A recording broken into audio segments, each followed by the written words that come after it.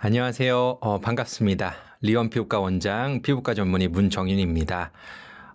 식 채널을 꾸준히 구독하시는 구독자분들은 제 얼굴이 조금 익숙하실 수도 있을 것 같아요. 벌써 이 채널에 세 번째 이제 출연하게 되었는데요. 거의 이 정도 되면 고정 패널로 출연해야 되는 거 아닌가 싶습니다. 이제 매번 나올 때마다 이제 즐거운 피부 관련된 얘기들을 나누곤 했는데, 자, 오늘도 제가 아주 유익하고, 여러분들이 꼭 기억하면 좋을 만한 그런 정보들을 알차게 준비해 왔으니 한번 잘 들어주시면 좋겠습니다. 저는 지금 피부왕 정윤이라는 유튜브 채널을 운영하고 있고요. 그 유튜브 채널 속에서도 여러 가지 피부 관련된 건강 내용이라든지 상식이라든지 또 피부과 시술에 대한 이야기도 많이 다루고 있으니까 유튜브도 한번 찾아와 주시면 좋겠습니다. 자, 그럼 시작해 볼까요? 날씨가 추워질수록 이제 난방이 세지면서 피부 건조로 고민인 분들이 많은데요. 이제 수분 크림을 아무리 두껍게 바르고 출근해도 사무실에 조금만 있으면 건조해지는데 속건조까지 잡는 팁이 있나요? 요새 진짜 날씨가 너무 춥고 너무 건조하죠. 저도 오늘 아침에 나오는데 뭐 영하 한 10도도 더 넘는 것 같은데, 이렇게 추운 날이면은 이제 피부도 상당한 문제가 발생을 하게 됩니다. 피부가 기본적으로 건조해지면 또 이제 피부 노화도 쉽게 찾아올 수밖에 없는 것이기 때문에 이럴 때일수록 우리가 보습제를 올바르게 사용하는 것이 굉장히 중요하겠죠. 제가 보습제 사용에 관해서 이제 몇 가지 팁을 조금 드리고 싶은데요. 우리가 보습을 시작하는 단계는 사실 세안의 마지막 단계부터 이제 시작을 하는 것입니다. 그래서 세안 직후에 우리가 보습을 시작하는 것이 가장 중요한데, 많은 분들이 세안하자마자 바로 보습제를 바르는 것이 아니라 세안하고 나서 뭐 머리도 말리고 뭐 옷도 입고 뭐 이것저것 다른 거 하다가 이제 피부가 좀 당기네. 보습제 좀 바를까 해서 이제 바르곤 하시죠. 근데 이렇게 시간 텀을 두고 바르게 되면은 이미 피부가 많이 건조해진 상태이기 때문에 보습제의 효과가 떨어질 수 있습니다. 따라서 세안하자마자 바로 보습제를 바르는 것을 추천을 드리고요.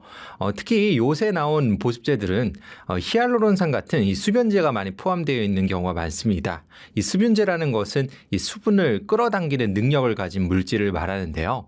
피부가 한번 건조해지고 나면 이 히알루론산을 발랐을 때 피부 겉에 수분이 없기 때문에 오히려 피부 속에 숨어 있는 수분까지 이제 겉으로 빨아들여서 수분의 증발을 촉진할 수가 있습니다. 즉 피부가 더 건조해질 수 있다는 것이죠. 그래서 이런 수분제가 많이 함유되어 있는 보습제일수록 세안하자마자 바로 직후에 보습제를 바르는 게 중요하다는 점 꼭 기억해 주시면 좋겠고요. 이렇게 세안하자마자 바로 보습제를 바르기 위해서는 화장실 바로 옆에 이 보습제를 보관하는 것이 중요하겠죠. 멀리 떨어진 곳이 아니라 바로 화장실에서 나오자마자 보습제를 바를 수 있도록 이 근처 바로 옆방이라든지 아니면 바로 옆에 수납장을 두고 보습제를 보관하는 것을 추천을 드리고요. 다만 이제 빨리 이 보습제를 바르겠다고 화장실 내부에 이 보습제를 보관하는 분들이 계세요. 근데 이건 추천하지 않습니다. 이 화장실 내부는요, 온도 변화도 심하고 습도도 높고 또 이제 우리가 소변이나 대변을 보지 않습니까? 그럼 이제 미세 에어로졸을 통해서 이런 세균들이나 여러 가지 미생물들이 날아다닐 수가 있기 때문에 이 보습제의 변질이 쉽게 일어날 수가 있죠. 그렇기 때문에 화장실 내부에 보관하지는 마시고 화장실 가까운 곳에 보습제를 두고 사용하시는 것을 추천하고 싶고요. 특히 요새는 이제 피부에 대한 관심이 많다 보니까 여러 가지 유효 성분이 많이 포함되어 있는 이 더마 코스메틱 제품들을 쓰시는 분들도 많고요. 특히 이런 제품들은 방부제 함량이 좀 적은 편이기 때문에 변질되기가 쉽습니다.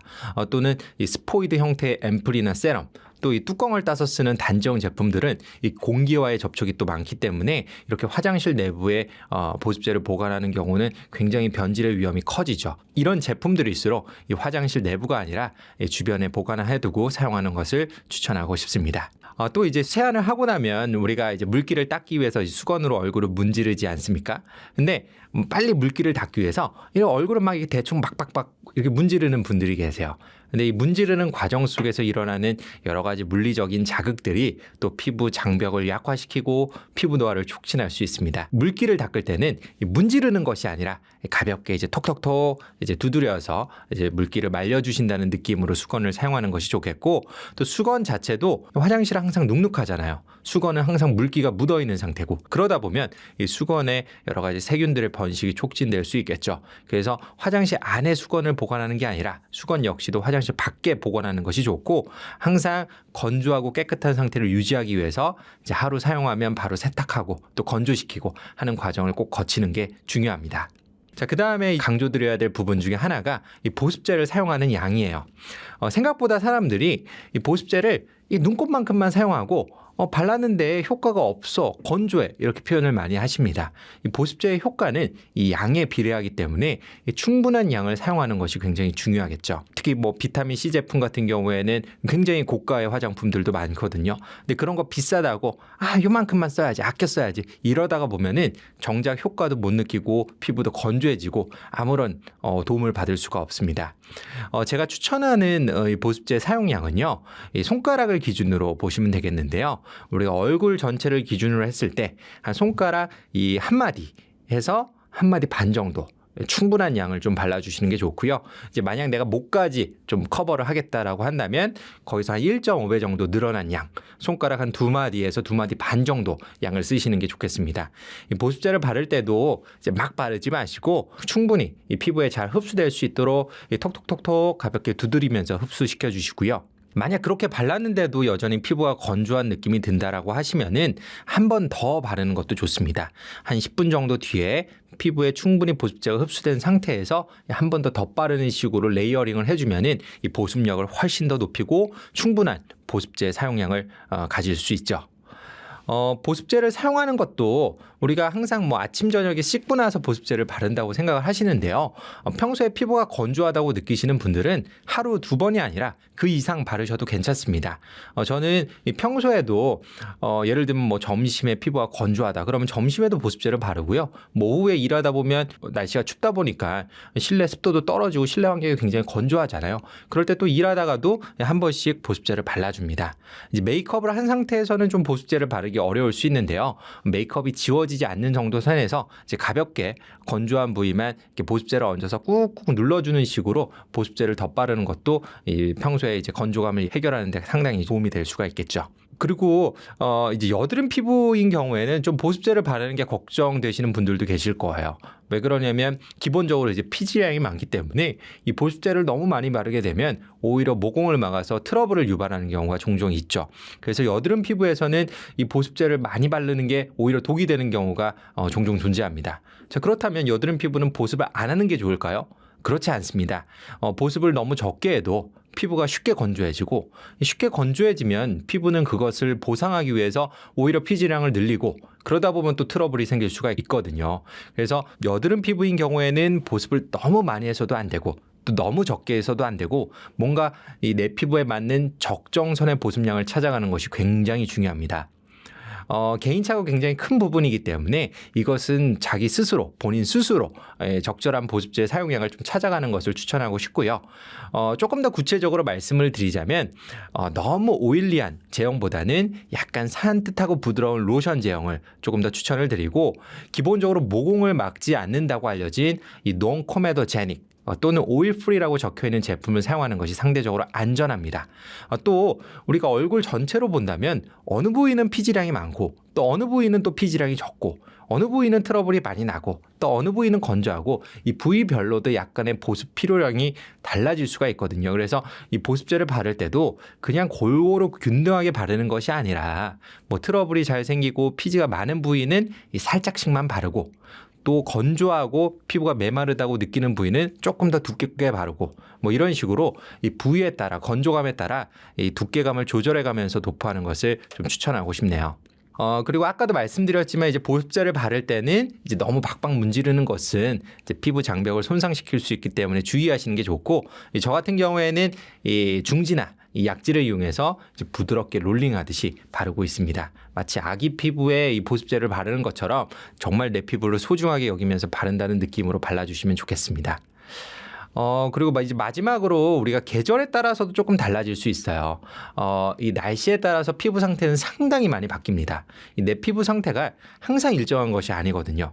예를 들면 여름에는 날씨가 덥고 땀을 많이 흘리고 또 피지량이 많아지는 계절이기 때문에 상대적으로 산뜻하고 이 가벼운 제형의 보습제를 사용하는 것이 좋겠고 이 반대로 겨울에는 이제 피부가 건조해지고 또 굉장히 쌀쌀한 이제 바람을 맞는 계절이기 때문에 상대적으로 고보습 제형의 때문에 그런 보습제를 사용하는 것이 중요합니다. 다만 이렇게 계절별로 모든 라인업을 만약 화장품을 다 바꾸게 된다면 또 문제가 생기는 경우가 종종 있습니다. 뭐 알러지 반응이 생길 수도 있고 또 피부에 어떤 예기치 못한 자극 반응이 생길 수도 있겠죠. 그래서 이 계절에 따라 모든 라인업을 바꾸기보다는 기본적으로 내 피부에 아주 잘 맞는 이 루틴하게 사용하는 라인은 그대로 유지하되 계절에 따라서 한두 가지 제품 정도만 살짝씩 변경해 주는 것을 추천하고 싶고요. 뭐 예를 들어서 여름에는 조금 산뜻한 제품을 쓰고 싶어서 뭐 로션을 사용하고 있었다. 자, 그렇다고 한다면 겨울에는 이 같은 라인업의 크림으로 나온 것을 쓰는 거죠. 그러면은 전체적인 성분표에 들어있는 핵심 유효 성분들은 비슷하되 약간의 제형만 변화하는 정도이기 때문에 피부에 크게 문제되지 않고 적절한 보습력을 얻을 수 있습니다. 그러면 이제 보습에 좋다고 생각했는데 오히려 보습을 해치는 습관은 어떤 게 있나요? 그 사람들이 이제 피부가 건조하다고 생각을 해서 이 미스트를 많이 쓰시는 경우가 있어요. 메마르니까 이제 수분을 공급해야겠다. 그래서 평소에 이제 실내에 이제 미스트를 두고 이제 건조할 때마다 이제 칙칙칙 뿌리는 거예요. 근데 이 미스트만 단독으로 쓰게 되면 피부가 오히려 더 건조해집니다. 왜냐하면 이 미스트를 뿌리고 이 피부 겉에 묻어 있는 그런 어떤 수분 성분들이 사실 피부 안으로 흡수가 되는 것이 아니라 이 주변 환경으로 오히려 증발돼서 사라지게 되거든요. 이 증발하는 과정에서 오히려 피부에 묻어 있는 수분까지 같이 빼앗아 버리기 때문에 이제 미스트를 뿌리면 이 순간적으로는 촉촉하게 느껴지지만 실제로는 오히려 더 피부가 건조하게 되는 거예요. 그래서 저는 웬만하면 미스트 사용을 추천하지 않고요. 오히려 이제 실내가 전반적으로 건조하다고 느껴지시면 실내에 항상 가습기를 틀어두는 게 좋아요. 그러니까 실내 환경이 충분히 촉촉하고 충분히 습도가 높으면 피부에 있는 수분이 증발하지 않습니다. 그것 자체로 피부의 수분감을 충분히 유지할 수가 있고요. 만약 내가 필요에 따라서 꼭 미스트를 뿌리고 싶다라고 한다면 미스트만 뿌리지 않고 미스트를 뿌린 후에 그 위에 약간의 보습제를 더 발라서 미스트의 성분이 밖으로 날아가지 않도록 가둬두는 것이 이 피부의 보습력을 유지하는 중요한 비결입니다. 눈가에 바르면 아이크림보다 더 효과 좋은 크림을 소개해 주셔서 반응이 되게 좋았는데요. 이제 못 보신 분들을 위해서 다시 한번 말씀 부탁드립니다. 이 눈 주변에 주름이 생겨서 고민이신 분들 진짜 많으시죠? 기본적으로 얼굴의 다른 부위보다도 이 눈 주변은 아주 주름이 잘 생깁니다. 왜냐하면 기본적으로 눈꺼풀은 얼굴 피부 중에서도 피부가 가장 얇은 부위예요. 얇으니까 당연히 탄력도 쉽게 떨어지고 잔주름이 잘 생길 수 있겠죠. 그리고 눈꺼풀은 피지선이 적어서 피부도 쉽게 건조해지는 부위입니다. 거기다가 우리가 눈을 맨날 이렇게 깜빡이다 보니까 이 근육의 움직임에 의해서 피부가 접히면서 이 주름이 생길 수밖에 없겠죠. 그래서 이 눈가, 눈 아래, 눈 앞머리, 이 전체적으로 이 눈 주변들은 항상 주름이 잘 생기는 부위이기 때문에 이 많은 사람들이 많은 고민을 갖고 계시는데요. 이 집에서만 잘 관리해도 이런 주름들을 상당히 보강하거나 해결할 수가 있습니다. 제가 몇 가지 추천하는 성분들이 있어요. 이제 가장 먼저 추천하는 성분은 이제 레티노이드. 레티노이드는 이 비타민 A 유도체를 말하는데요. 의학적으로 가장 피부 주름에 도움이 된다고 알려져 있는 입증된 성분입니다. 다만 이 레티노이드 자체는 원래 자극적이기 때문에 이 눈 주변과 같이 피부가 민감해지거나 예민할 수 있는 부위에는 기본적으로 사용을 권장하지는 않습니다. 그래서 일반적으로는 추천하기는 조금 어렵지만 다만 피부 상태에 따라서 아주 조심스럽게 조금씩 적응해 나가면서 사용을 하면은 많은 도움을 받을 수 있는 게 이제 레티노이드이기 때문에 이런 성분을 먼저 한번 추천을 드리고요. 두 번째로는 이제 비판텐을 추천하고 싶습니다. 아마 비판텐 연고라고 하면 많은 분들이 잘 알고 계실 텐데 보통 기저귀 발진에 쓰는 연고로 잘 알고 계시죠. 굉장히 제형이 꾸덕하고 굉장히 보습력이 강합니다. 그래서 건조감 해결을 위해서 보습 목적으로 이런 비판텐을 쓰면은 이 눈가 주름을 예방하는 데 어느 정도 도움이 될 수가 있고요. 이 비판텐의 주 성분은 덱스판테놀이라고 부르는 성분인데 이 성분이 피부 속으로 흡수되면 판토텐산이라는 비타민 B5로 전환이 됩니다. 자, 이는 피부 장벽을 회복시키고 수분을 유지하도록 도와주는 성분들입니다. 그래서 이 눈가 주변에 쓰기 아주 적합한데요. 다만 제형 자체가 너무 오일리하고 꾸덕하다 보니까 너무 과도하게 쓰면은 오히려 오히려 모공을 막으면서 여러 가지 트러블이라든지 비립종과 같은 문제가 생기는 경우가 종종 있습니다. 따라서 너무 과하게 쓰는 거는 권장하고 싶지는 않고요. 이제 만약 조금 더 제형이 부드러운 제품을 쓰고 싶다라고 한다면 같은 덱스판테놀 유효 성분을 포함한 디판테놀 연고로 대체해서 사용하셔도 괜찮고요. 아니면은 극소량의 평소 사용하던 보습제를 살짝 믹스해서 눈 주변에 바르는 것도 좋은 방법입니다. 그리고 아마 이 성분은 조금 생소하실 수도 있을 것 같아요. 이 아세틸 헥사펩타이드 8이라는 성분이 있습니다. 이 바르는 보톡스로 유명한 성분인데요. 혹시 바르는 보톡스 들어보신 적이 있나요? 자, 우리가 피부과에서 맞는 보톡스만 알고 계시지 사실 바르는 보톡스에 대해서는 잘 모르는 분들이 계실 거예요. 이것은 실제로 피부과 시술에서 사용하는 보톡스와 유사한 기전으로 이 눈 주변 근육들의 움직임을 살짝 줄여줘서 이 잔주름을 개선하는 효과가 있습니다. 대표적인 제품으로 하나 소개를 드리자면 이 스킨스티컬즈에서 나온 PT옥스 세럼이 있는데요. 다만 이 보톡스의 효과 자체가 영구적인 것이 아니듯이 이 아세틸 헥사펩타이드 8의 효과도 단기적인 효과만 나타냅니다. 근본적으로 피부 탄력이나 건조감을 직접적으로 개선하지는 않기 때문에 일시적인 효과이지 영구적인 효과는 아니라는 점을 꼭 기억하고 사용해 주시면 좋겠습니다.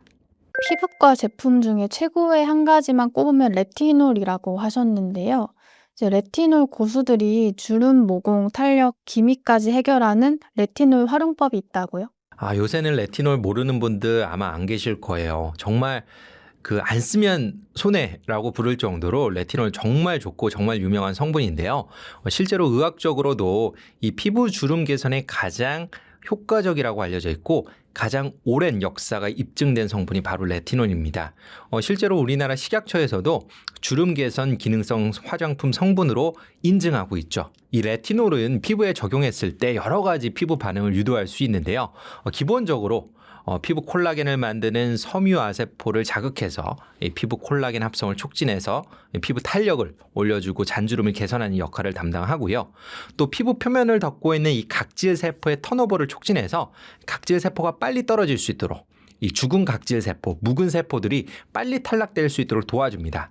그로 인해서 피부결이 더 매끈해지고 지저분한 각질이 떨어지는 효과를 얻을 수가 있고요. 또 하나 피부를 칙칙하게 만드는 이 멜라닌 세포가 활성화되는 것을 억제해서 피부 전반적인 얼룩덜룩한 색소 침착을 개선하는 효과도 가져다 주죠. 게다가 피지선의 활성도를 조절하거나 이 막혀있는 모공을 열음으로써 여드름까지도 개선할 수 있는 효과를 얻을 수가 있습니다. 자, 이렇게 팔방미인 같은 레티놀이기 때문에 우리가 안 쓰면 손해라고 얘기를 하는 것이죠. 다만 이 레티놀이라고 해서 무조건 좋은 것은 아닙니다. 우리가 반드시 사용할 때 이 몇 가지 지켜야 될 주의사항들이 있는데요. 레티놀은 생각보다 유효기간이 짧습니다. 우리가 화장품을 개봉하고 한 6개월 정도만 지나도 대부분 절반 이하로 효능이 감소하게 되어 있는데요. 자, 그래서 이 레티놀은 빨리 쓰는 것이 중요합니다. 개봉을 하고 저는 개인적으로 한 3개월 이내에 한 통을 다 쓰라 보통 이제 말씀을 드리고 있고요. 이거 아껴 쓴다고 좋지 않습니다. 아껴 쓰면 오히려 변질만 되고 효능이 떨어질 수 있기 때문에 가급적 빠르게 소진하는 것을 추천을 드리고요. 사용하기 시작하는 시점도 너무 노화가 진행된 다음에 사용하는 것보다는 20대 중후반부터 어느 정도 노화가 시작하는 시점부터 예방적 목적으로 사용하는 것이 가장 높은 효과를 얻을 수 있는 방법입니다.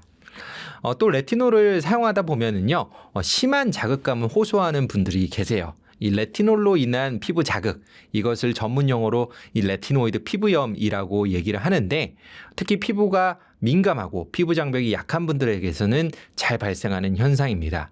이런 피부염이 발생하게 되면 레티놀의 효과를 얻는 것이 아니라 오히려 레티놀 부작용으로 피부가 민감해지고 또 피부 노화가 더 촉진될 수가 있습니다.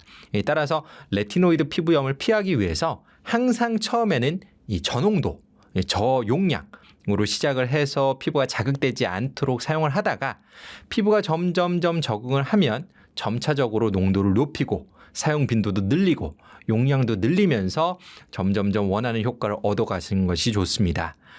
특히 평소에 내가 스스로 피부가 민감하다고 생각되는 피부에서는요, 최대한 저농도 저용량으로 사용하기 위해서 초기에는 보습제와 섞어서 사용하는 것이 효과적입니다. 그리고 우리가 또 피부에 좋은 성분 중에 잘 알려져 있는 것이 비타민 C나 이 아하, 바하와 같은 성분들이 있죠. 자, 이런 성분들은 레티놀처럼 어느 정도 피부 자극감을 포함하고 있습니다. 따라서 평소에 이러한 성분들을 쓰거나 이러한 성분들을 같이 레티놀과 병행하고 싶은 분들이라면 그만큼 피부 자극감이 중첩될 수가 있기 때문에 더욱더 조심하셔야 됩니다. 물론 이제 평상시에 오랫동안 비타민 C나 이 아하, 바하를 꾸준히 사용해서 이미 피부 상태가 다 적응된 분들이라면 이 레티놀도 같이 병행해도 안전하겠지만 그렇지 않은 분들이라면 항상 조심스럽게 사용하는 것을 추천을 드리고요. 웬만하면 같은 날 병행하기보다는 뭐 꼭 사용을 하고 싶다면 다른 날 번갈아 사용한다든지 이런 식으로 적응 과정을 거쳐 나가는 것을 추천하고 싶습니다. 그리고 이제 레티놀을 쓰다 보면은 이제 욕심 나시는 분들이 있어요. 피부 자국도 없고 써보니까 효과도 괜찮은 것 같은데 뭔가 모르게 좀 더 아쉬워. 더 강한 효과를 원해. 이제 그렇다고 한다면 이 레티놀보다 더 강한 종류의 레티노이드를 사용해 보시는 것도 가능합니다. 화장품 성분으로는 이제 레티놀보다 조금 더 강한 성분이고요. 또 그보다 강한 성분으로는 이제 트레티노인, 아다팔렌, 트리파로텐 이런 성분들이 있는데 이런 것들은 이제 지나치게 강력한 성분일 수 있어서 이제 화장품보다는 의약품 성분으로 분류되고 있습니다. 다만 이렇게 효능은 좋지만 이러한 성분들은 보다 피부에 자극적일 수 있기 때문에 한 번에 바로 강한 성분부터 사용하기보다는 시작은 레티놀부터 시작하고 괜찮으면 점진적으로 더 강한 성분으로 교체해 나가는 것을 추천하고 싶습니다. 자, 그리고 아마 이 성분은 조금 생소하실 것 같은데요. 바쿠치올이라는 성분이 있습니다. 이 바쿠치올은 이제 천연 레티놀로 광고를 하고 있는 성분인데요. 사실 레티놀하고는 전혀 관련이 없는 성분입니다. 다만 레티놀과 효능이 비슷하기 때문에 우리가 마치 천연 레티놀이라고 얘기를 하는 것이죠. 기본적으로 세포를 재생시키고 콜라겐을 생성하는 걸 자극하고 또 색소 침착도 줄여드는 등 이제 여러 가지 이제 효능이 있는데요. 다만 그 효능의 정도는 레티놀에 비해서는 다소 떨어지는 것이 사실이지만 그만큼 이 레티놀에 비해서 자극감이 훨씬 더 적습니다. 그래서 내가 평소에 레티놀을 사용하고 싶었는데 레티놀만 사용하면 피부가 뒤집혀서 내가 사용하기 어려웠다. 이러신 분들은 한번 그 대안으로서 이 바쿠치올 성분을 사용해 보셔도 좋고요. 애초에 레티놀을 사용하시는 분들이 거기에 시너지 효과를 얻기 위해서 바쿠치올을 추가해서 사용하는 것도 상당히 좋습니다.